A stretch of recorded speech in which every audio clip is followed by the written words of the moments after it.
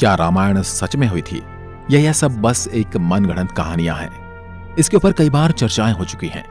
कई लोग हैं जो इसे सच मानते हैं, लेकिन कई ऐसे भी लोग हैं जो आज कहते हैं कि यह सब एक मनगढ़ंत कहानी है, क्योंकि ऐसा हो ही नहीं सकता। लेकिन आज की वीडियो रामायण को काल्पनिक मानने वालों को हिलाकर रख सकती है। आज हम आपको वैज्ञानिक रिसर्च के कुछ ऐसे सबूत दिखाएंगे जिन्हें देखने के बाद आप ये मानने को मजबूर हो जाएंगे कि रामायण बस एक धार्मिक किताब और मनगढ़ंत कहानी नहीं है, बल्कि रामायण सच में हुई थी और श्री राम, रावण, हनुमान जी ये सब सच में मौजूद थे। और यही सब बातें जानने के लिए इस वीडियो के अंत तक जरूर नॉलेज लेने के लिए इस चैनल को सब्सक्राइब कर सकते हैं। रामायण भारत के सबसे प्रसिद्ध ग्रंथों में से एक है। भारत में रामचरितमानस का पाठ पूरी आस्था के साथ होता है। महर्षि वाल्मीकि द्वारा रामायण में भगवान राम की संपूर्ण जानकारी लिखी गई है। और लेकिन कुछ लोग भगवान के होने पर ही सवाल उठाते हैं और रामायण को केवल कहानियों से भरी किताब मानते हैं। रामायण के अनुसार भगवान राम ने अधर्मी रावण को मारकर धर्म की स्थापना की थी। ज्यादातर लोगों का सवाल होता कि क्या भगवान राम वाकई धरती पर पैदा हुए थे? क्या वास्तव में रावण के 10 सिर और 20 भुजाएं थी? क्या हनुमान जी अपनी इच्छा से अपना रूप बदल सकते थे? और इन सब बातों की वजह से ही कई लोग रामायण को झूठ समझते हैं। मगर आज हम वैज्ञानिक अध्ययनों के आधार पर सिद्ध कर देंगे कि रामायण में वर्णित घटनाएं पूर्णतया सत्य हैं। नंबर 1, रामायण कालीन हवाई अड्डे। जितना हम रामायण को भारत में मानते हैं, उतना या फिर कहूं कि उससे भी ज्यादा श्रीलंका में माना जाता है। और इसीलिए श्रीलंका में रामायण अनुसंधान टीम ने रावण के रामायण काल के 4 हवाई अड्डे खोजने का दावा किया है। पिछले 9 वर्षों से यह ऑर्गेनाइजेशन श्रीलंका के कोने कोने की छानबीन कर रही थी।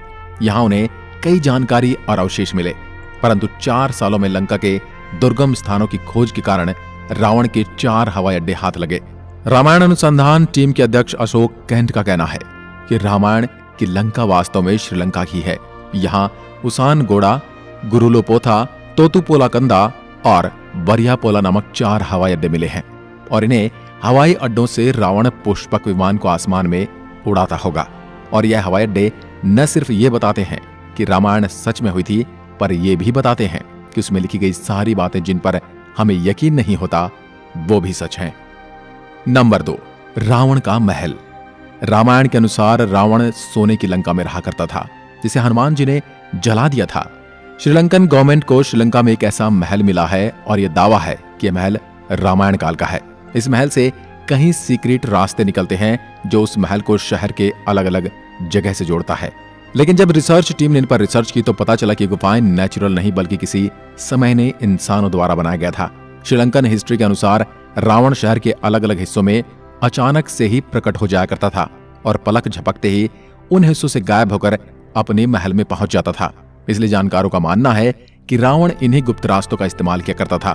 अब इतने बड़े एविडेंस को हम कैसे नकार सकते हैं? नंबर 3, अशोक वाटिका के सबूत। रामायण के अनुसार रावण ने माता सीता का हरण करके उन्हें अशोक वाटिका के अंदर रखा था। कहा जाता है कि अशोक वाटिका रावण का सबसे पसंदीदा स्थान था। यह जगह इतनी रहस्यमयी थी कि हनुमान जी इसे आसानी से ढूंढ नहीं पाए थे। मगर हैरानी की बात तो यह है कि वह अशोक वाटिका आज भी श्रीलंका में मौजूद है। ऐसा माना जाता है कि एलिया पर्वत की एक गुफा में माता सीता को रखा गया था, जिसे सीता एलिया नाम से जाना जाता है। यहाँ सीता माता का एक मंदिर भी है जिसे विरांग टोक कहते हैं और वही आंगना से 10 किलोमीटर की दूरी पर है। यहीं पर सीता जी का अपहरण कर पुष्पक विमान को उतारा गया था। मगर यहाँ पर जिस बात ने सबसे ज्यादा चौंकाया वो यहाँ मौजूद पेड़ हैं। रामायण ग्रंथ में इस बात का जिक्र मिलता है कि अशोक वाटिका में अशोक के वृक्ष बहुत ज्यादा थे, इसलिए इसका नाम अशोक वाटिका रखा गया था। अब जैसा रामायण में इस वाटिका के बारे में कहा गया था, वैसा आज यह गार्डन है, जो कि इसे हम रामायण कालीन एक सबूत मान सकते हैं। नंबर 4, द्रोणगिरी पर्वत। दोस्तों, रामायण में लिखा हुआ है कि युद्ध में जब मेघनाद द्वारा लक्ष्मण जी मूर्छित हो गए थे, उनकी जान बचाने के लिए संजीवनी बूटी की जरूरत पड़ी, जिसके लिए जड़ी बूटी लाने का जिम्मा हनुमान जी को दिया गया था। तब हनुमान जी संजीवनी बूटी लाने के लिए द्रोणगिरी पर्वत पर गए थे।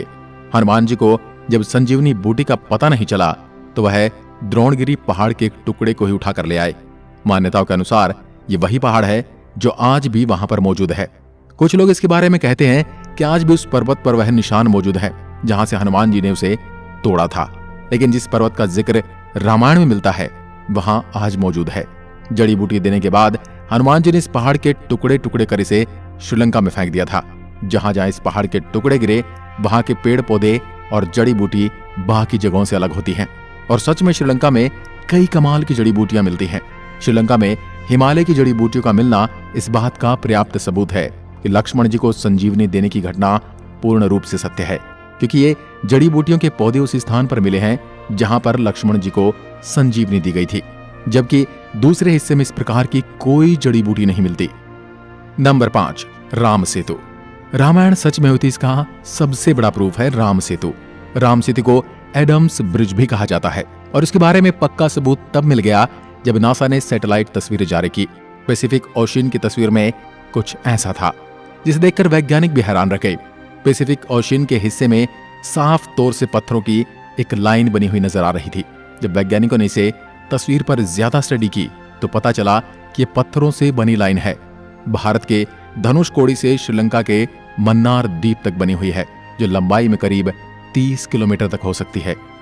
पैसिफिक ओशियन में जिस हिस्से में नासा के वैज्ञानिकों के पत्थर से बना पुल नजर आया था, ये वही जगह है जिसका जिक्र रामायण में मिलता है। और अमेरिका के एक आर्कियोलॉजिकल रिसर्च टीम ने भी अपने रिसर्च में इस बात का दावा किया था कि तमिलनाडु और श्रीलंका के बीच मौजूद राम सेतु वो असल में एक मैन मेड ब्रिज है, जो कई हजार साल पहले इंसानों ने बनाया था। माना जाता है 15वीं शताब्दी तक यह पैदल पार करने लायक था, लेकिन इतना ज्यादा समय बीत जाने के कारण यह पुल अपने पूर्ण स्वरूप में नहीं रहा। वैज्ञानिक दृष्टिकोण से इस फैक्ट को हम रामायण के एविडेंस के रूप में देख सकते हैं। नंबर 6, सुग्रीव की गुफा। बाली के डर से सुग्रीव जिस गुफा में रुके थे वह गुफा आज भी मौजूद है। रामायण के अनुसार बाली ने दुंदुबी नामक राक्षस को मारकर उसका शरीर कुछ दूर फेंक दिया था। हवा में उड़ते हुए दुंदुबी के खून की कुछ बूंदें मातंग ऋषि के आश्रम के ऊपर गिर गई। ऋषि ने अपने तप के बल से जान लिया कि किसकी हरकत है। फिर क्रोधित ऋषि ने बाली को श्राप दिया था कि कभी भी ऋषि के पर्वत के क्षेत्र में आएगा तो उसकी मृत्यु हो जाएगी। सुग्रीव को राज्य से निकाले जाने पर वह इसी जगह पर आए थे, क्योंकि वह जानते थे कि बाली यहां नहीं आ सकता। यहीं पर उनकी मुलाकात राम जी से भी हुई थी और बाद में राम जी ने बाली का वध किया था और सुग्रीव को किष्किंधा का राज्य सौंप दिया था। और ये सारी गुफाएं आज भी मौजूद हैं। नंबर 7, राम सेतु के पत्थर। भगवान राम ने समुद्र को पार करने के लिए बंदरों की सहायता से लंका तक पुल बना दिया था। कहा जाता है कि इस पुल के माध्यम से श्री राम की पूरी वानर सेना रावण से लड़ने लंका गई थी। मगर हैरानी की बात तो यह है कि राम सेतु में इस्तेमाल किए जाने वाले पत्थर आज भी मौजूद हैं। राम सेतु पुल के पत्थर पानी पर तैरते थे। रामेश्वरम में सुनामी के दौरान कुछ पत्थर जमीन पर आ गए थे। शोधकर्ताओं ने जब उन्हें दोबारा पानी में फेंका तो वह तैर रहे थे, जबकि दूसरे पत्थर पानी में डूब जाते थे।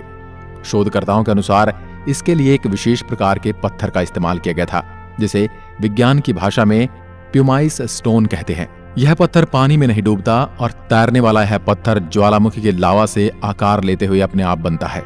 ज्वालामुखी से बाहर आता हुआ लावा जब वातावरण से मिलता है तो उसके साथ ठंडी या उससे कम तापमान की हवा मिल जाती है। यह गर्म और ठंडे का मिलाप ही इस पत्थर में कई तरह से छेद कर देता है, जिस कारण यह पत्थर पानी में नहीं डूबता। अब इन पत्थरों के पीछे का विज्ञान भी रामायण के समय उनको पता था और उन्होंने इस तकनीक का उपयोग राम सेतु को बनाने में किया था। यह रामायण का एक पुख्ता और मजबूत सबूत है। नंबर 8, जली हुई लंका के सबूत। रामायण ग्रंथ के अनुसार हनुमान जी ने लंका के सोने की नगरी को जला दिया था, मगर अभी कुछ एविडेंस मिले हैं जिन्हें लेकर कहा जा रहा है कि लंका के जलने के सबूत आज भी वहां पर मौजूद हैं।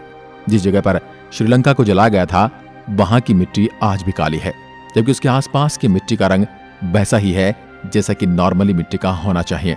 बस इतने से इलाके में ही काली मिट्टी मौजूद है, जो कि जली हुई लंका के सबूत को बताती है। इस बात को भी हम एक इत्तेफाक कहकर टाल नहीं सकते। अब जब आपको इतने सारे प्रूफ दिए जा रहे हैं, यहां तक इतने सारे प्रूफ कोई इत्तेफाक नहीं हो सकते, तो इसलिए यही साबित होता है कि रामायण सच में घटित हुई थी।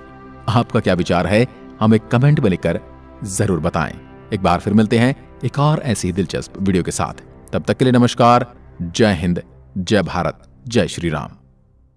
रोज ऐसी वीडियो देखने के लिए हमारे चैनल को सब्सक्राइब करें। अमन ज्ञान। Thanks for watching videos.